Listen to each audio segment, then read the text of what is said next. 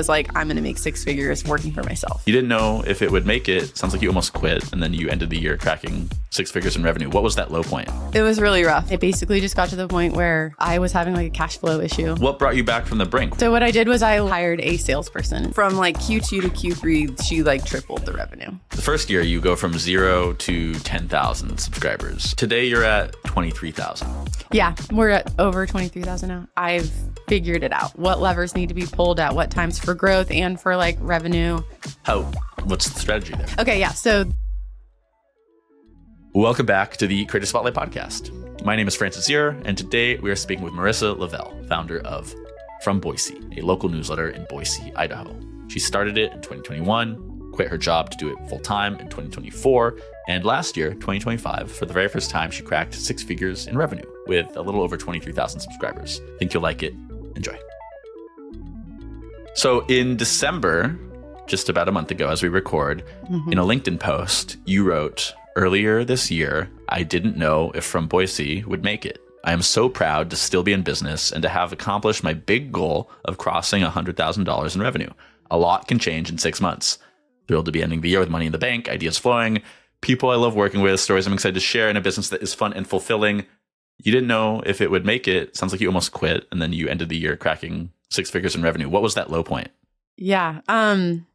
Oh my gosh, there was multiple low points. Oh, but spill. Yeah. Okay. So in October of 2024, I had a baby. And, having a baby just like changes your whole everything.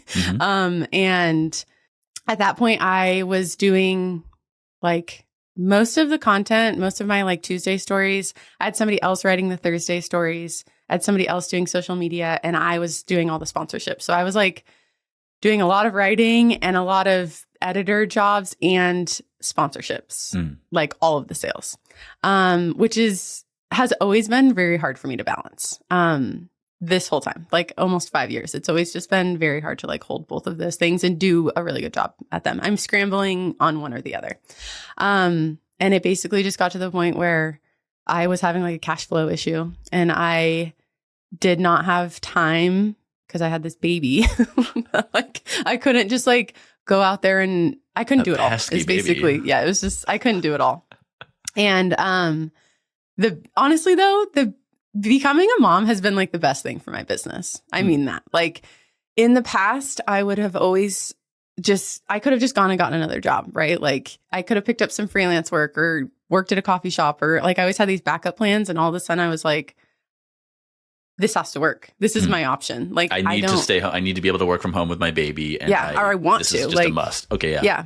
I could have gone and gotten I actually did apply for a couple other jobs then. And then I was like, I don't want to do that. Like, why are you doing this to yourself?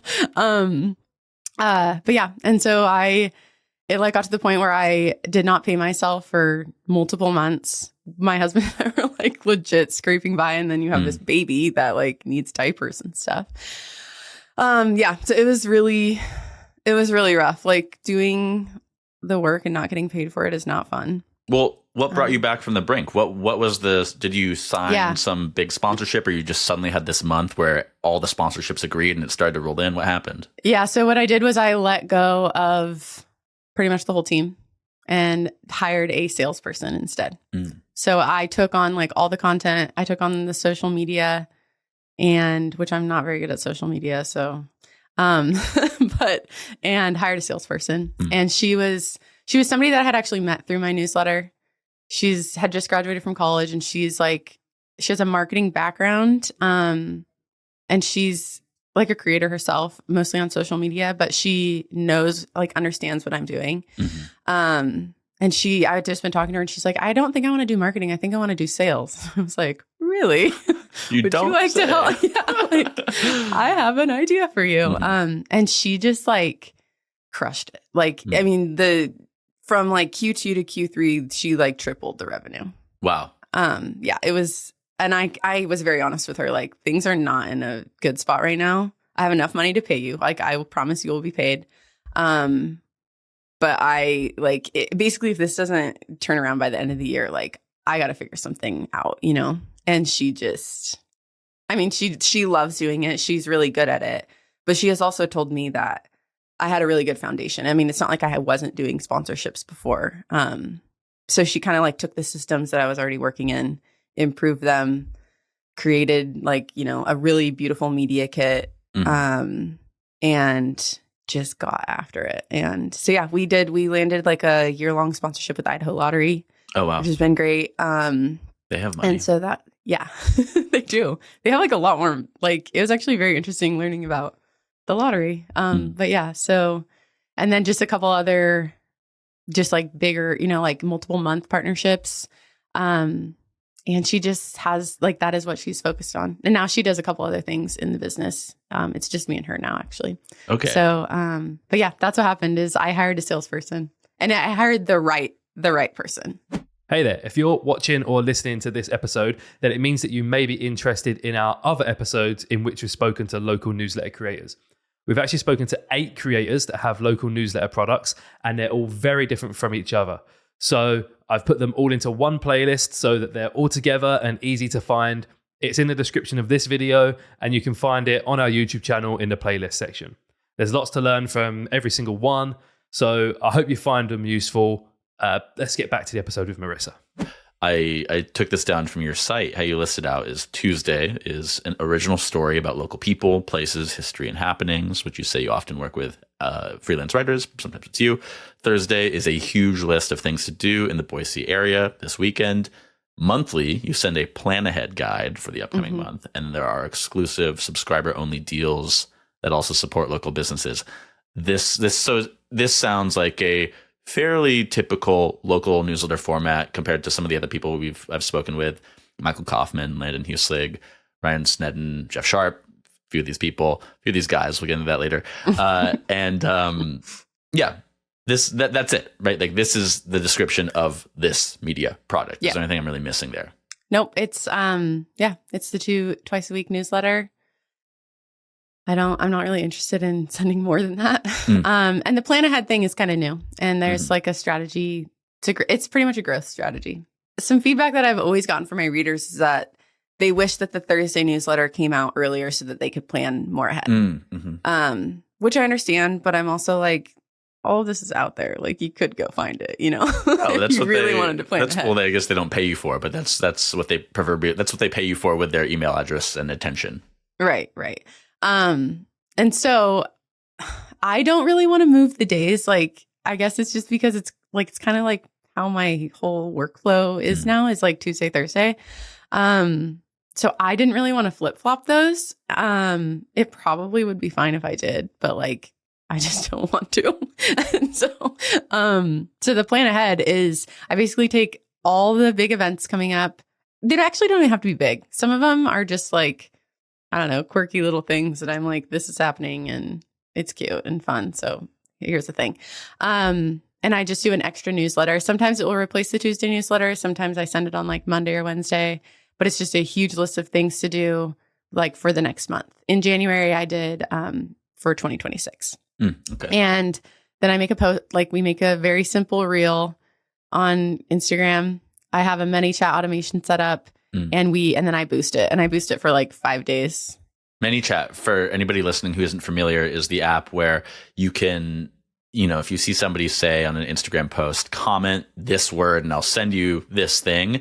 ManyChat is the automation that allows you to do that without manually doing the work. Yeah. And that has become like one of like a very important funnel for me for new subscribers. Really quick on the Tuesday issues, how much do you pay external writers to write those? I pay them $350. That's a just nice like price. Flat. Yeah. And I'm expecting them to like provide photos, either like source them from the person or work with somebody to like get the photos. They do a lot of research, especially like our history stories are like very well researched. It usually involves an interview.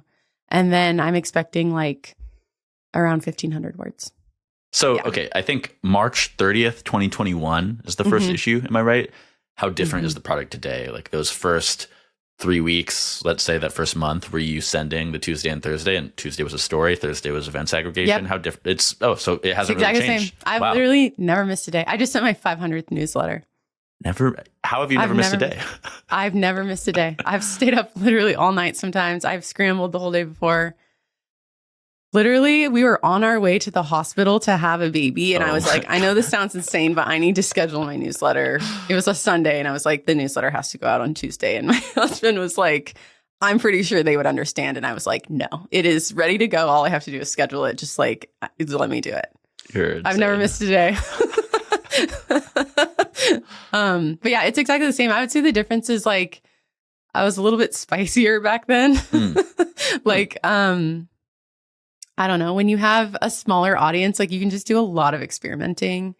And I think that's like the best time to experiment and ask for feedback, because it's like this very small group of people who are like very invested in what you're doing, right? Like they're, in Boise also, so 2021, like it was still pandemic-y, right? Like there was a lot of people that moved to Boise, the Boise area in 2020, 2021. A lot of California expats, right? And like, yes, California, also Texas, and just like all over. But yes, there was like, in the last 25 years, the population has doubled here. So like it is just growing very, very fast.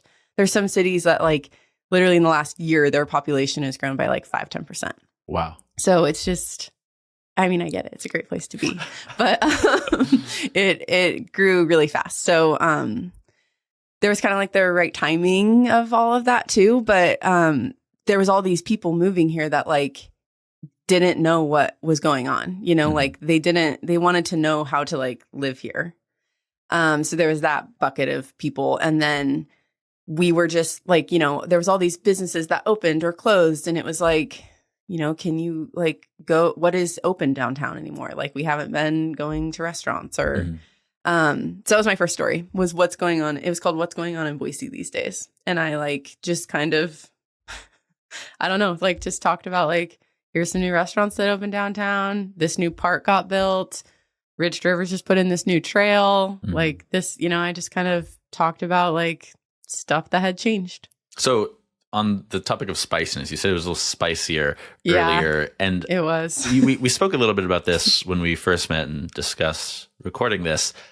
You implied that there's somewhat of a tenuous relationship maybe between Marissa, the persona, and From Boise, the publication, the editorial product. Tell me about this push and pull, this sort of triangle. Yeah. Well, at first I was like so I had been a freelance writer. I had worked in PR for like an agency and then for a music festival. And then I was doing freelance writing. So I was always like writing or operating under these different brand voices, right? Like I would sit down to write a project and be like, okay, what's the voice and tone that I'm working with to write this piece? And I remember sitting down and like getting stuff set up with From Boise and being like, what is the voice? Like, what is this brand? I don't know. Like there isn't. Nobody gave you a brief. No. And there was also no other examples at the time. Like I did not know anybody. The local newsletters were like not as hot as they are now. Yeah, which like, we'll get back into that later. But I know like Landon told me him and Ryan Snedden had been starting to work together, but like there was the newsletter club, and again we'll get into this later, didn't exist yet, but there was a few of you starting to make these things, but it wasn't necessarily a network yet as it is now. No. And I didn't know, like I kind of connected with Ryan like later on, but like when I was like starting it, I did not have, people have so many examples now. Yeah. Like I did not have that.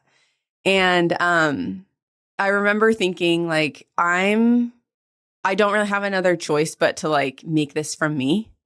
But I really did not want people to like know who I was. I didn't want to be an influencer, and I didn't want it to like be about me. I wanted it to with love. Yeah. Marissa, right? Yeah. Yeah. With love, From Boise, Marissa. Okay. Yeah. And also like the newsletter comes from Marissa at From Boise. Back then, the email that it came from was just my email was Marissa at FromBoise.com. Now it's with love at From Boise. There you go. But I was just like that was actually one of the best decisions that I ever made, was to have it come from me, because I didn't know this. I didn't plan for this, but it like immediately set me apart from other news organizations that already existed and were to come. And people feel like they know me, like very much. People feel like they know me. And I have been very selective about like what I put out there.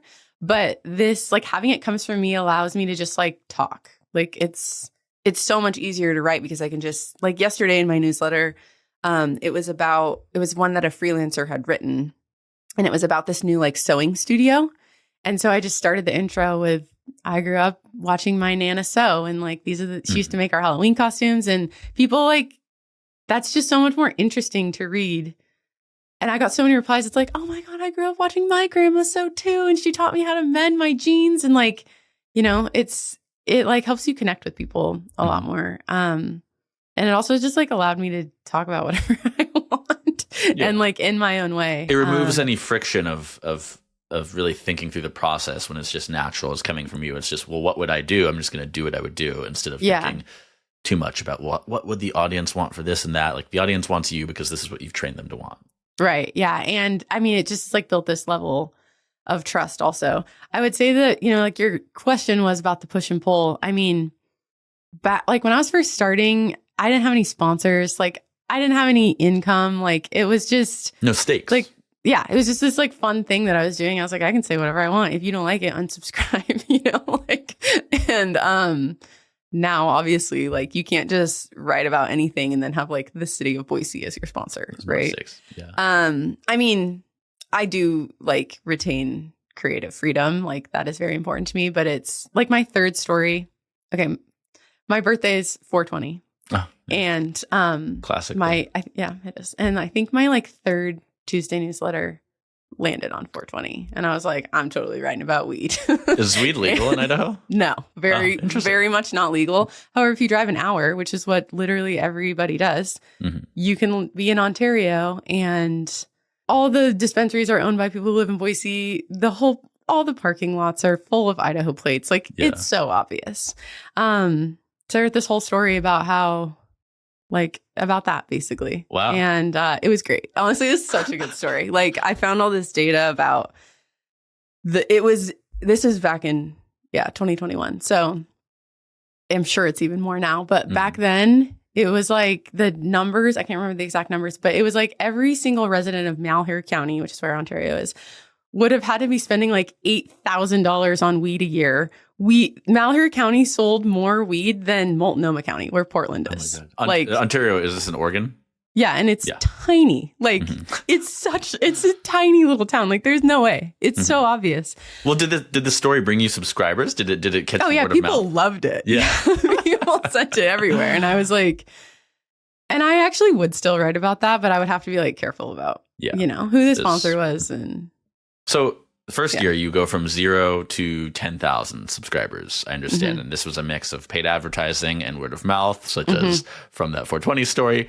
Can you approximate the percentage of that 10,000? What percent were paid advertising? What percent were word of mouth? What percent was anything else? Yeah. Oh my gosh, I don't know off the top of my head, but a lot of it was paid ads. It was like literally the only thing I was paying for. Yeah. Like I didn't spend money on anything else. Like I didn't have anybody working for me. I would just like write everything on Google Docs. Like I didn't have any software or anything like that.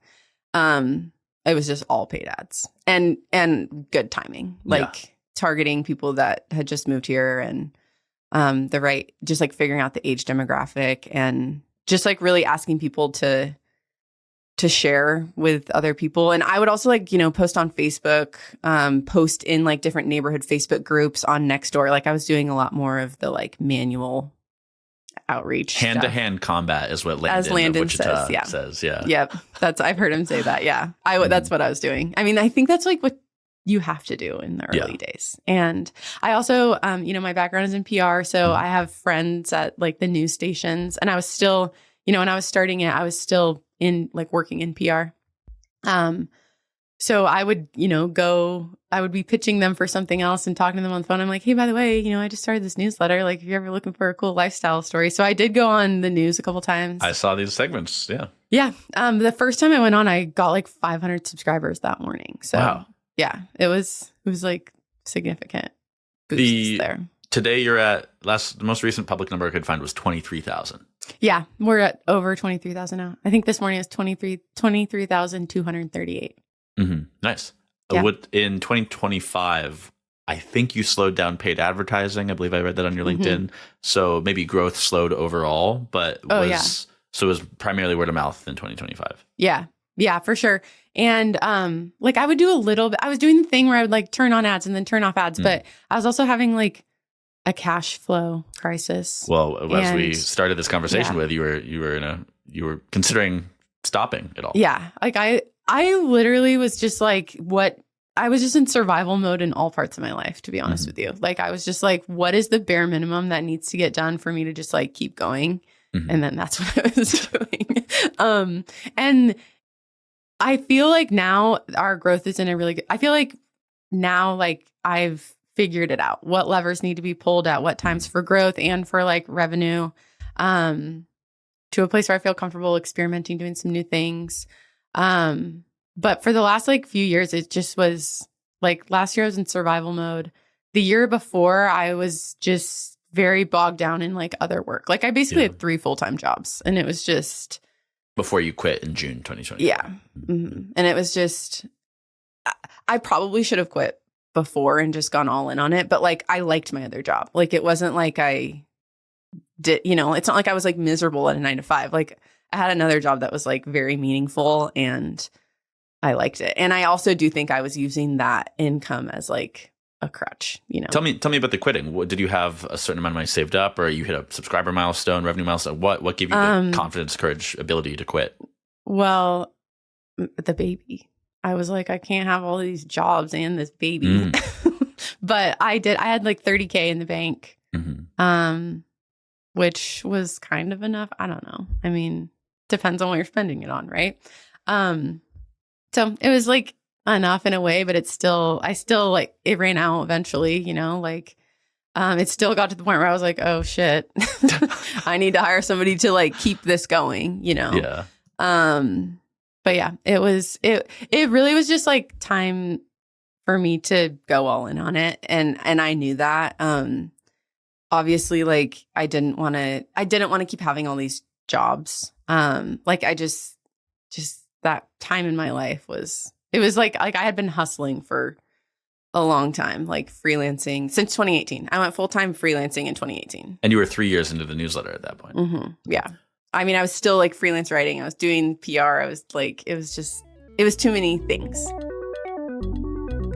You spent 3 hours recording a video. Now you want it to sound better, look better, and reach more people in Spanish, French, and Japanese. Do you re-record everything? Juggle half a dozen tools? Blow the budget on studios and contractors? 11 Labs is the all-in-one AI voice platform that brings content to life. You can generate, edit, and localize studio-quality audio and video in minutes, all from one place. Expressive character voices, multilingual dubbing, even immersive video content without a studio or a massive budget. It's why companies like Disney, Meta, and Duolingo use it, and why creators use it to scale their content globally without burning more time or money. Best part, you can see how powerful 11 Labs platform is with 10,000 free monthly credits when you visit 11labs.io. That's 11labs.io. Okay, so you're at a little over 23,000 right now. I know your stated goal for the year is 35,000. Yep. And Boise itself, the most recent population numbers I could find is about 240,000 people. The metro area is 845,000. Clearly lots of room to grow. Yeah. Do you think the type of product you have and the type of person who's attracted to it, do you think there's a natural ceiling? Is there like a number you have in mind? Or are you kind of like just like, let's keep going up and we'll see when we get there? I think I'm always more in the like, let's see what happens camp. But I don't know if there's like an actual ceiling because the population changes literally every year. Like it just gets bigger and bigger and bigger. So obviously that ceiling continues to rise the more people that move here. But I definitely think I can have over 100,000 subscribers. I know that in 2023, when you did $87,000 in revenue, the vast majority, $77,000, was sponsorships. The rest was some reader donations and a little bit of merch sales. In 2025, was it, again, 90+% sponsorships? Yeah, I did like 90. Here, wait, I have this written down. Let me look at it. Excellent. Yeah, it was 93,000 in sponsorships. And the rest was products, reader donations, I've now started to experiment with some like affiliate stuff. So one of them was a paddleboard company that's here, Hydrus Board Tech. Use code From Boise to get 10% off. But really, they are these like amazing. They are these like amazing. A lot of lakes in Idaho, right? Yeah, and the most miles of whitewater in the lower 48. There you go. And that's with love from Boise. Yeah, that's right. They do make these like really amazing paddle boards and surfboards that you can like take on these whitewater rivers. Is their kind of their like thing. So I've started to experiment with that, and then some products. I've experimented with some different products this year. Okay, well, we'll get to the products too, but while we're still in sponsorships, how many different sponsors did you work with last year? I think we had 56 sponsors. So like quite a few. And that's most of those are like doing a newsletter. They're doing some like the newsletter ad and other things. Like we are rarely just doing one newsletter ad. It's usually like a newsletter ad and social media post or like a podcast ad or having them on the podcast or something like that. Most of them are some sort of bundle. I have also like I have experimented a lot with like what those packages look like. And I feel like what we have going on right now is working well. And now we're experimenting with what like annual sponsorship packages look like. That was my next question is how many of these people stick with you? How many of these 56, 53, how many of them were some of your earliest sponsors, or is it a little bit more of a cycle and people come in and out and then maybe they'll come back in a year? I guess what I'm asking is the longevity of these relationships. Honestly, it's like all over the board, just depending on the organization, especially if they have events. Like if it's an annual event, we're kind of just working with them on like an annual basis leading up to that event. Whereas like if it's an awareness campaign, that has some more flexibility to be ongoing. So it just depends. But like I worked with the city of Boise in multiple different departments, Parks and Rec and Arts and History for years. And then and I would say that every year that like partnership grows. At first it was like, hey, can you help us promote our email like newsletter? And then it was like, can you promote this event? And then now we are doing a 6-month campaign with Arts and History to like help them get more people into the different cultural sites. So, those have grown over the years. And I like to think that's, because we're doing good work, but it's also because like I like working with them and I try to be very likable to work with also. And then I have a couple different like wineries that we'll do like quarterly campaigns with them. So they're not technically signed onto an annual sponsorship, but like every quarter we're doing, sets of ads with them. A lot of the people that a lot of the things that we're advertising for are like events, or we are starting to do more of those awareness campaigns, but a lot of them are events. Yeah, very direct outcome of we're trying to get this many attendees, and I think that you'll be able to give us 100. Yeah, and it really has worked really well. Like we've had multiple people, sell out of their events, and a couple of times we've like actually overwhelmed people with like they're like, we sold out so fast that now we're like trying to add more, and people are like, what do you mean you don't have tickets? Like I just read this. Put that on the customer feedback page. So are you pricing these typically at a flat rate? Is it more CPM by 1,000 open subscribers? No, I never do CPM. I don't like that. I like doing flat rate. We definitely will do some like bundles. Like if you buy more, if you sign on for a year, we'll lower the cost per newsletter ad, or if you do a bundle. Also, like I like working with a variety of different businesses. They all have different budgets. And so if somebody's like, hey, I have $250 and I really need your help, I'm like, cool. I have a spot open. I'm happy to do that. You have a sense of responsibility to your community, which includes these businesses. And it's just like more fun to be like that. Like it's just more fun to be helpful and nice to people and like meet them where they're at. Like it just feels better at the end of the day. This is something I remember Michael Kaufman saying when I spoke to him too, about how maybe I forget if it was when I spoke to him or reading it on his social media later, but I remember him saying that, sometimes I meet this person, they have this business, I like the business, I'll run an ad or a little mention on them for free, and maybe it helps them out. And then maybe they come to me and now they want to spend money, and you build these relationships in a community like this. For sure. And I mean, Boise's still like I said, we're growing, but like it's still a very small, tight knit community. And I mean, some of my best stories have also been things that I heard about. I'm like, they do not have money to pay for anything, but like that's such a good story. And my readers will love it. I want to write about it. So like, let's do it. And then like you said, it brings them business. And then they're like, hey, we have a marketing budget now. Let's do something, or, whatever it is. I don't normally do like the free stuff trade, model, but also like I do like free stuff sometimes. So like, I'm like, well, yeah, I'll take dinner for free or whatever it is, Mm-hmm. So I know last year you built a proper website you used with a local Boise business, Ampersand Studios. It looks really good. Producer Thank Tom, you. maybe you will put it on the video here. Viewer, listener, if you're watching on YouTube or Spotify, obviously that's an investment. Was this a trade with them for an advertisement, you just mentioned, or did you pay for it? It's an investment, clearly, though. Why did you make this decision then? Yeah.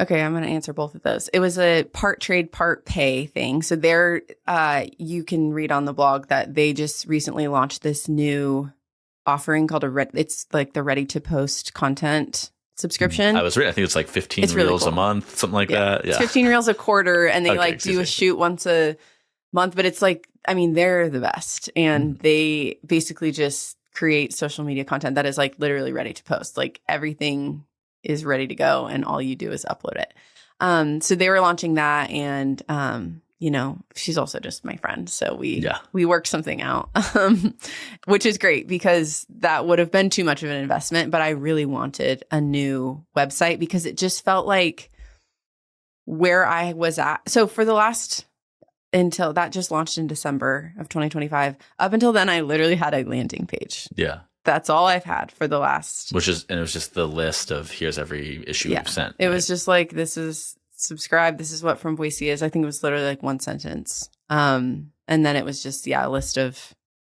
the newsletters. Like it was it got to the point where it was like limiting me. So then I would use Notion, and like, on Notion, you can make a page like live to the web. Like that's where our media kit was, and like our case studies, and like, somebody would be like, do you have a case study? And I'm like, yep. And then I would make one on Notion really fast and then like send them the link. Like it was just a little too piecemeal. It was getting to that point. And I was also, working with Leslie, who's doing sales. I'm wanting her to go after these like bigger brands and bigger budgets. And I'm like looking at our website, like that doesn't match, like this, we're asking. It's not spend thousands of dollars. Yes, exactly. And like, it just felt like it was starting to limit me. And it just didn't feel like, again, like when somebody lands on like our social media or our website, like I want them to like feel a certain way. And the landing page was not giving that, but this totally is, like the feeling that you get when you look at our website, like that's what I want you to have. Mm-hmm. You mentioned some experiments, other products earlier. On November 20th, you launched a discount card, which I've seen this from a couple other local newsletters. And my understanding is you go to 8 or 10 local businesses. You say, hey, let's do an exclusive 10% offer. This is me promoting your business. You will give my subscribers this, or people who buy this exclusive offer. And then you sell, I think it's a punch card, and they can bring it to this business and you get 10% off this, 10% off of that. And you charge them for it. You wrote a LinkedIn post about this. You were aiming for 500 sales between November 20th and the end of the year. You sold 136. Total revenue was $2,720. These are the numbers. These are the details. Tell me a little bit more about how this went and what you think about the discount card play. I made a critical error in not asking my audience what a meaningful discount would be, because I don't think a one-time 10% discount is enough for some people, which is fine. Like it's not for everybody, right? If I'm going to the coffee shop and I'm getting coffee for me and my family, maybe that's like $3 off. Exactly. So like, I think that the people who bought it are using it more as like a curated list of recommendations, plus you like get a little bit of money off, or they just want to support local businesses and me, which is great. Yeah. I actually have continued to sell some. So now I think last night when I told it, we were at like $2,660 in revenue, and they cost like not very much at all to make. So like it's definitely still a profit. But I think it should have either been a higher one-time discount or a recurring 10% discount, like all through the year. And I think that would have sold more. But yeah, like I haven't even sold half of them at this point. Has this taught you about, maybe here's another experiment I was thinking of trying that's not the discount cards, and I'm going to do it in a different way, or I'm going to do this one? What else is sort of cooking for you? I mean, I did this with merch also, that like I really love like a physical product. Like I like snail mail. I like being able to like, because I could have made that card like digital, and it would have probably taken more to like figure it out, but it would have been cheaper, boring, right? Yeah. Boring though. Yes, exactly. And I wanted people to like feel it and like, do something in real life. Like not everything needs to be on your phone. And, however, then I'm like shipping out these cards all night and like addressing everything. And I do like to do that. Like I pre-sold 72 cards, and I like hand wrote a thank you. I like hand stamped the card, addressed it, discovered that one of the people was like my neighbor, like literally around the corner. And so like in a way, like I love that aspect of it, but I'm also like, dude, I have a 1-year-old, like I'm working at night. Like is this not the best use of my time? Yeah.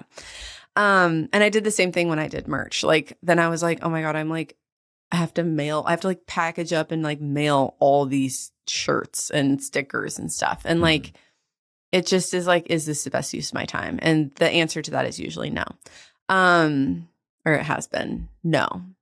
I don't call that, like, I don't think they're failures, but like, I continuously am learning that like that's like not the best use of my time. It's just really what it comes down to. And the revenue is like not enough for that to change. Did this idea come out of the newsletter club? Yeah, I think it was like before I had even joined the newsletter club. I just wrote Michael and was like, can we talk on the phone? Because I really want to hear about your discount cards. And then, we just like chatted. And then I had heard, so Landon and I have been talking for like several years, just like texting. Like I think we started talking on X, and then we've just like texted each other throughout the years, like, how's it going? And talked on the phone and stuff. And then I heard him talk about, I'd seen the newsletter club, and I heard him talk about it on the podcast, and I was like, oh my God, should I join that? Because every time I look at it, the price goes up. So like Creator Spotlight podcast, you mean? Yeah. Yes. And every time I would look at the newsletter club, I'm like, okay, it was like $100. Now it's like $200. Now I'm like, now it's $500 a year. Like I'm like, which good for Michael. But also I'm like, I need to get in on this if I'm going to like do it. And Landon only had good things to say about it. So then I joined that. And that's actually how I found out about the newest thing I'm doing, which is these dinner clubs. Have you seen people doing this? I've seen Michael posting about this on LinkedIn, which I understand it's maybe people pay to do them and it's a monthly thing, but there's limited seats. And so you really got to get one. Tell me more. Yep. Yeah. So there's, my first one is on the 21st. So it's next week. And so far I've sold 96 seats. I said there was 120 available. Wow. Yeah. And so it's through a company. So, I mean, you have to find the people to fill the seats, right? Yeah. But like, the company makes it very easy, as like they have your whole landing page kind of set up for you. You set your price. So mine was $16 as like a booking fee. What are you saying? The company, is that the name of the thing, or is this a company? No, it's called, I can't remember what it's called, but like DNNR.io. Okay. Yeah. But I think they're called something else. I want to say like Rivers. It's not Riverside because that's what we're on right now, but it's something like that. I mean, maybe it's like River something. I don't know. Yeah. Anyways, it's dinner.io, DNNR. And you can set whatever price you want for your seats, but it seems like most people are doing like $15, $16. So that's what I went with. That me as the host gets to keep 70% of that. So I've made like over $1,000 on this dinner. And they have a quiz that you have people fill out. I changed mine quite a bit just because I can never just like. Well, is the quiz like with the purpose of should we pick this person, or is it the quiz? Is it to it's to match people for dinner? Okay, yeah, it's for like matching people. So I changed mine a little bit, just to match my community better. And so people fill out the quiz and then they get matched for dinner. And you also, I think in larger cities, this probably works better where dinner will source the venues for you. And then you say like, yes, no, yes, no. I had to pretty much input all of mine because it's Boise and I don't know why I couldn't find it, but they don't lower the percentage cut for that extra work, do they? They don't, no, but that's okay. I put it in there and then they'll do all the matching. The dinner happens. They pretty much handle like all the outreach. So people will get a text the morning of saying, this is where you're going to dinner and these are the people that you're going with. And they actually just use like an emoji and like a little automated sentence based off of what their quiz was. And then when they get there, they like meet the people. And then during dinner, everybody gets a text that says you're invited to this like after party at whatever bar. And then everyone comes together and meets up at the bar. So it's great because like I don't have to go. I had done meetups in the past and like I felt like I had to be there. It's not that I don't want to be with my readers, but like I don't want every single thing. Yeah. And I just don't want every single thing in my business to hinge on me like doing it and being there, Just like it's just not sustainable for me to do that. You spent 3 hours recording a video. Now you want it to sound better, look better, and reach more people in Spanish, French, and Japanese. Do you re-record everything? Juggle half a dozen tools? Blow the budget on studios and contractors? 11 Labs is the all-in-one AI voice platform that brings content to life. You can generate, edit, and localize studio-quality audio and video in minutes, all from one place. Expressive character voices, multilingual dubbing, even immersive video content without a studio or a massive budget. It's why companies like Disney, Meta, and Duolingo use it, and why creators use it to scale their content globally without burning more time or money. Best part, you can see how powerful 11 Labs platform is with 10,000 free monthly credits when you visit 11labs.io. That's 11labs.io. You recently started posting on LinkedIn around 5 months ago as we record. You hadn't posted on there for 5 years. Your first post there got 430 or something like that likes. And it's a photo of you with your baby on your chest. And this is who I am and this is what I'm doing. And people loved it. It seems like it seems like you might have put it in the newsletter because it got so much more attention than some of your more recent posts. You only have like 400, less than 500 followers, connections on there. But my guess was that it sounds like this was actually shortly before you joined the newsletter club, but that it was part of that culture of like people in that group encouraging each other to do this thing. Am I right? Yeah. I mean, honestly, part of it was I just keep seeing men talking about newsletters and it makes it feel like it's a very male dominated industry. Like it's almost giving it like this bro culture thing that tech, industries have. And I think it honestly was like that for a little while. And since joining the newsletter club, I see so many more women starting their newsletters. I don't see them talking about it online. And I actually am like constantly asking myself, like, what is my intention with posting online? And I don't really know. Like, I know that there's like multiple reasons why I'm doing it. But I also am like, how much is this just for like approval and to like feel better about yourself? And I just don't want to come across like I'm bragging. I want to come across like just that I'm sharing and being open about it, because I think it's easy for people to like look at where I'm at now and be like, well, yeah, but you're like, making 6 figures and you like have this team. And I'm like, I mean, yeah, but I had like I did not even for almost 5 years. Yeah. And like, I pretty much work every single night still and like weekend. And, it hasn't been this like, I mean, it has been fun, but it's also definitely not been fun sometimes. And, there's also just like a lot of things that I've just like had to figure out that it would have been a lot better if somebody was like, hey, this is what I've done, which is what I get in the newsletter club for sure. Like a lot of people talk about stuff. But for people who are not in the newsletter club, or maybe like even just wondering if they could start their own kind of style of newsletter, like I hope to reach those people. You said that it's a lot of men posting about these online businesses. And then you said, I'm constantly trying to gauge what is my intention in doing this. And you didn't then explicitly say part of my intention is to be a woman posting about doing this on the internet and try to then be somebody for other women to look at and see. And this isn't just this tech bro, entrepreneur bro in the arena type of thing, right? But that seems to be the underlying or a very important part of why you are starting to post online more. Yeah, I do. Yeah, I think that is true. Like, even though when I like think about that, I'm like, oh God, do I really want to be that person? But like somebody should. I mean, it's just, I do see more people posting about it now, but like, you know, Ryan and I started our newsletters around the same time. I think we both had very different intentions for why we were doing that. We also just like had very different lives in doing that. Yeah. Like that was what he was doing. This was like my side project. Like I had my attention was going a lot of other places.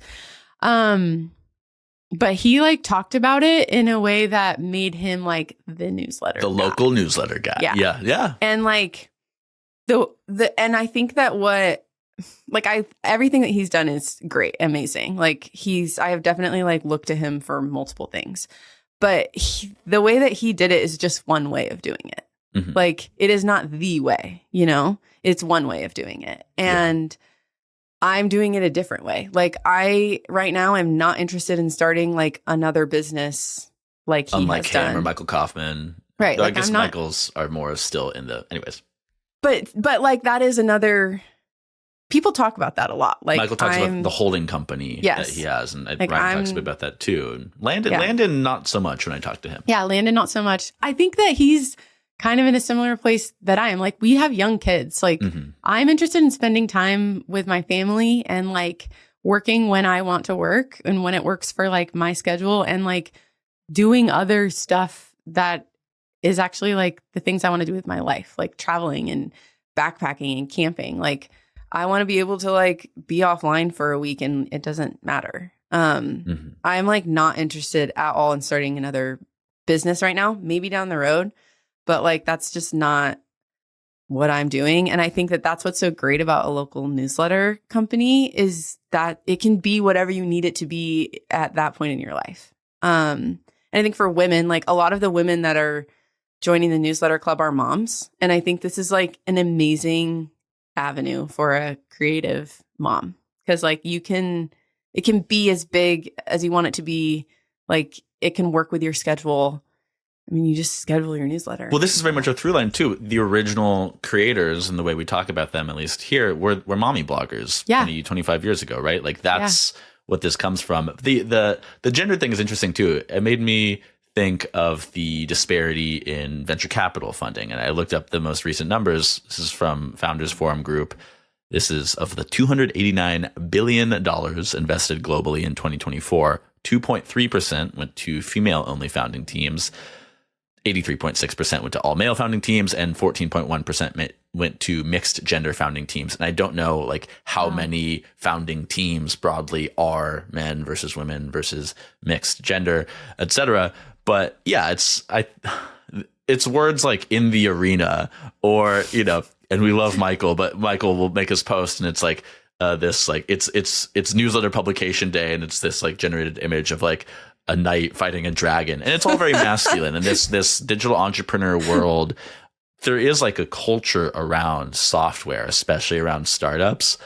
And yeah, when I was asking Michael 6 or so months ago, I was like, hey, is there anybody in the newsletter club I should speak to? I'm looking for more local media entrepreneurs. I always love talking to you people.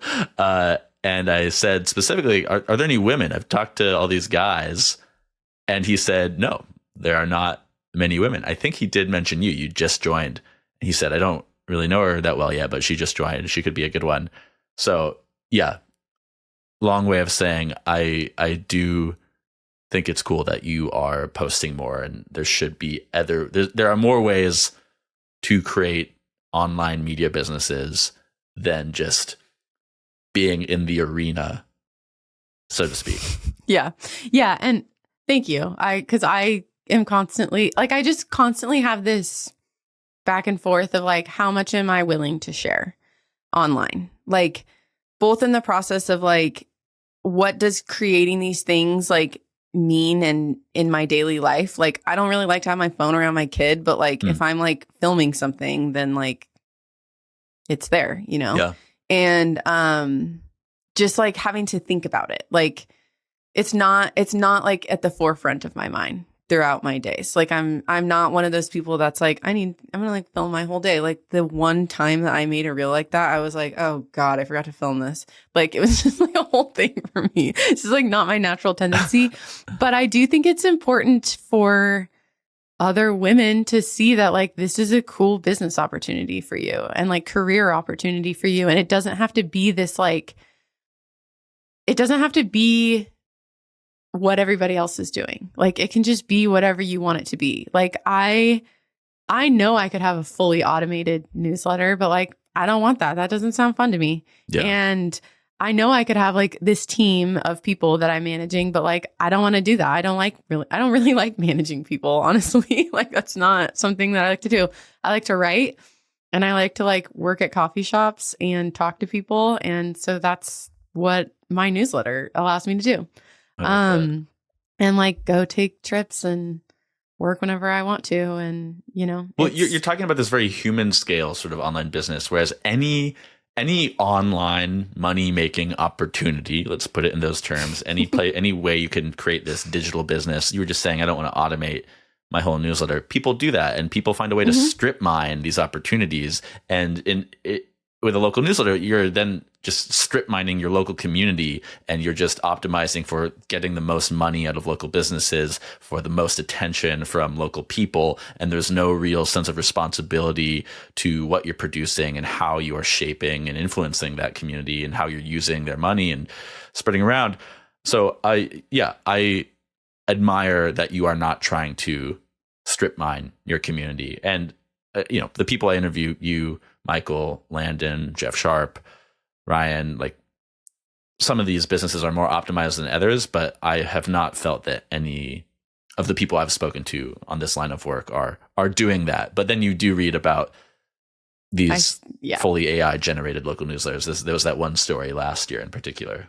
Yeah. I mean, and I just like, I don't really get on X anymore because every single time I do, I just see these posts that are like, I'm starting a local newsletter and I'm going to make $100,000 in the first year, and this is what I'm going to do. And I'm just like, no, you're not. Look, I'm part of the problem too, because when we interview these people, there might be on.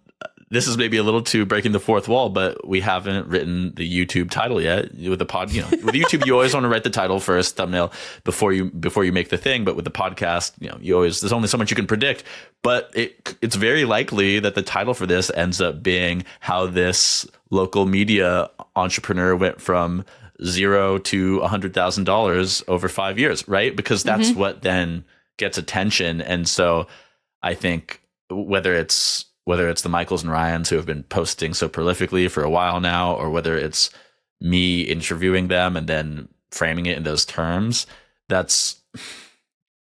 I wish we could frame it in other terms, and sometimes we try, and then sometimes that gets less views, and it's really hard. I'm totally down with that, because making six figures has been a goal of like I was working at a PR agency, and I left in 2018, and I was like, a huge part of, there was two things. One, I wanted to work remote. At the time, my husband now, but he was my boyfriend, he was working on the Wilderness Trail crew in Frank Church Wilderness, one of the largest wilderness areas in the United States. And so he would go backpack out like 10 days at a time. And I'm in Boise, like at my desk, and I'm like, all I'm doing is writing. Like, I could literally write this from the mountains. Yeah. And so I wanted to work remote, and they wouldn't let me work remote. And so that was part of it. But the other part of it was I was looking at it and I was like, with the trajectory of like how many raises I have gotten and where this is going, like I know I can make more money freelancing, and I want to make six figures. It was like what I said. So in 2018, I was like, I'm going to make six figures working for myself.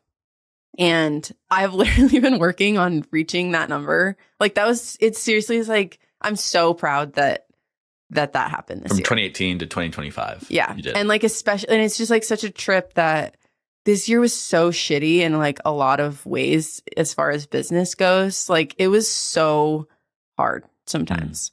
And so then to end the year, like reaching my goal, I was like, what a whirlwind. Like, so you posted, just, you have a New Year's post on LinkedIn. You're saying you achieved this last year. And for the new year, for 2026, I'm going to read this in reverse because it gets to more of what we'll talk about here.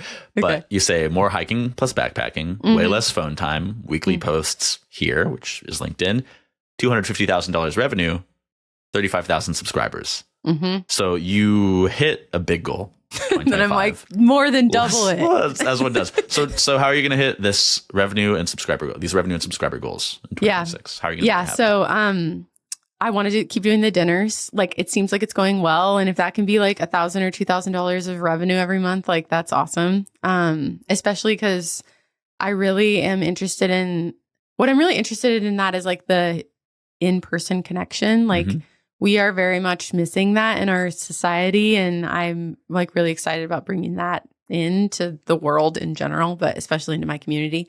So that would be another revenue stream. It'd be cool if we could even do more than one a month, but we'll see how it goes. Yeah. Well, maybe you raise the ticket prices too. How much are you charging for tickets right now? $16. You got to raise that. There should be 30 at least. I know. I mean, we'll see. But are they getting all the food and drinks? No, they pay for their dinner. Okay, that's a little like yeah. I did have a couple people be like, hey, I have dietary restrictions or like whatever, but if you did not dinner, that would be super cool. And so like that's kind of interesting too, of like what sort of meetup things could I facilitate that I like the idea of it being over a meal because it's just like such a natural way to share with this people. too is bringing up a thread from the other conversations I've had with local media operator with Michael, Landon, Jeff, Ryan, of playing this role of community pillar journalist journalist, entrepreneur, whatever, almost as a politician, right? Where you are this presence in the community and you are a convener of community, but then that means you being at these events and you playing the host. And I know for Michael, sponsorships have come out of this and these relationships that have really helped build his business. So maybe that's part of it, is you taking that mantle a little bit, right? Yeah. Yeah. And like, I mean, Michael has been talking about this in the club, like about getting these dinners sponsored. Like, and I mean, in a way that's chill, like this, but it's like an awareness thing for these companies. So like, that's another way to do it. Yeah. But I really want to go after some like big annual sponsors. Like I don't think that just because you have a local newsletter, you have to have all local sponsors. I think it should be majority local sponsors because like, obviously that's what is resonating with people. But like somebody said to me, Justin Moore, he's like a sponsorship coach. He has Creator Wizard. He said to me, because I was like, I just feel like there's a limit on like Boise is not that big of a city. The companies here only have so much money, right? Yeah. And like, especially to spend on local marketing. Why don't you work with Merrill Shoes, right? Something like that. Well, he was like, so you live in Boise. Do you only use local products? And I was like, I mean, no. And he was like, why? I mean, that's how everybody in Boise is. Like you could totally have, like, what are things that people are using that aren't local, but that want a local audience, right? Which I was like, duh. But I don't know. You kind of just like get it's one of these rules vision. You impose on yourself. Yeah. Yeah. Yeah. I'm like, it has to be local. So while I'm like, I definitely want to keep it as local as possible, but also what else can I go after? So I was just meeting with Leslie yesterday and we were brainstorming what that looks like. And I really want an airline partnership. Like that would be huge. I really want an airline partnership because people travel all the time. People are coming and going from Boise all the time. Our airport is expanding. Like we're constantly getting new flights. Alaska Airlines sponsor From Boise. Like that's such a good partnership. Or Delta. We're going to end it right there. If you're listening, Alaska, Delta, if you're listening and you're not with Alaska or Delta, let's knock on wood from Marissa here. 2026. So, I mean, I just feel like I definitely want to play with some like annual presenting sponsorships, different category sponsorships. And just kind of like explore what that looks like and really focus on like recurring monthly revenue. Cause that is, if I was going to give advice to somebody starting out, like try to lock in some sort of recurring monthly revenue ASAP. It makes your whole life so much easier. And obviously it has to be like the right fit, but yeah. So I think that's how we're going to double it. There we go. We'll end it right there. But for listeners who maybe live in Boise or the surrounding area, is it fromboise.com? Yep. Fromboise.com. And then everybody should go follow you on LinkedIn and watch as you post all year. Let's see if you hit. Yep. I'm on. I also did do that on Instagram as well. It's Marissa from Boise is my new personal brand channels. Wow. Okay. Yeah. So we'll see how that goes. I was like, I'm going to post every day in January. And I think I've posted like 3 times, but yeah, I'm going to just try to go for once a week. You got it. Yeah. Awesome. Well, thank you for coming on. This was so fun. Thank you for having me. Yeah, of course. Listener, we'll see you next week. Hey there. If you enjoyed that, then the next episode you should listen to is this episode with Michael Kaufman. He's the founder of the Newsletter Club, which was referenced a few times in this episode with Marissa. And of all the local newsletter episodes we've put out, it's the most popular. So that's a good place to start. Go watch that one next.